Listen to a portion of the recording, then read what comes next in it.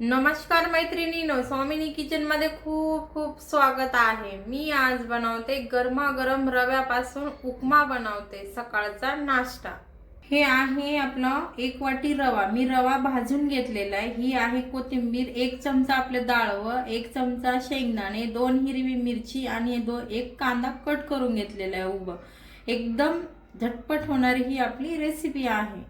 बघा, मी आता पॅन ठेवलेला आहे। पॅन मध्ये तेल टाकलेलं आहे। तेल तुमच्या आवडीनुसार टाका। आपलं तेल गरम झालेलं आहे। आपण त्यामध्ये जिरे आणि मोहरी टाकू 1 चम्मच। हे जिरे आणि मोहरी मी मिक्स करून घेतलेलं आहे। मी 1 चम्मच टाकलेला आहे। आता हे आपले जिरे मोहरी छान परतलेले, आपण त्यामध्ये शेंगदाणे टाकू। हे बघा, शेंगदाणे आणि डाळ व तेलामध्ये थोडंसं परतून घेऊ आपण।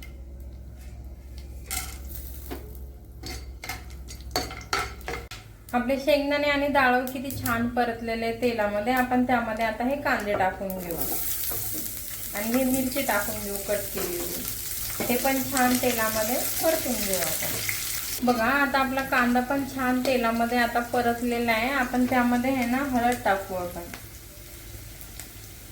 आणि आपलं थोडंसं हे आहे लाल तिखट, हे पण तुमच्या आवडीनुसार टाका आणि चवीनुसार मीठ टाकू आपण।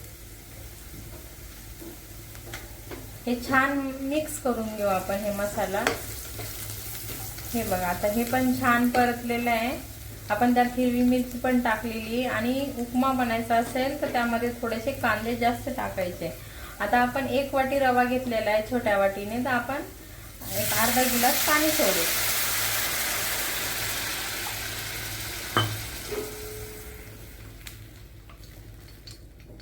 आपण आता ह्या पाण्याला उकळी आणू। आता आपलं पाणी छान उकळलेलं आहे। आपण त्यामध्ये आहे ना हे कोथिंबीर टाकू। हे बघा,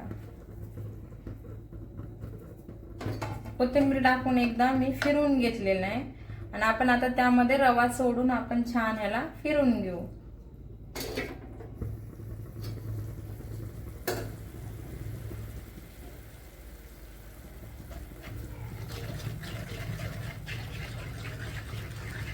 त्यामध्ये गुठळ्या नाही होऊ द्यायच्या आपल्याला।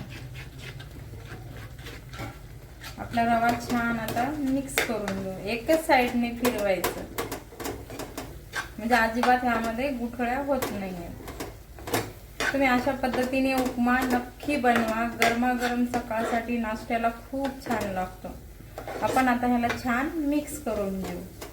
आपण आता आहे ना याच्यावर झाकण ठेवून 5 मिनिटं वाफून घेऊ आपण। आता बघा, आता आपले 5 मिनिटं झालेले आहे। मी आता गॅस बंद करून देते। आता मी याला काढून घेते। हे बघा, वाव, किती छान बनवले बघा। मी अशा पद्धतीने जर तुम्ही गरमागरम सकाळी नाश्ता जर बनवले ना, एकदम झटपट होणारी रेसिपी आहे। किती मस्त झालेला आहे चवीला आपला हा उपमा। अशा पद्धतीने तुम्ही नक्की बनवा, सगळ्यांना खूप आवडेल। मी बनवलेली पद्धत जर तुम्हाला आवडली ना तर नक्की मला लाईक करा, कमेंट करा, सबस्क्राईब करा। तोपर्यंत मस्त खा, मस्त राहा।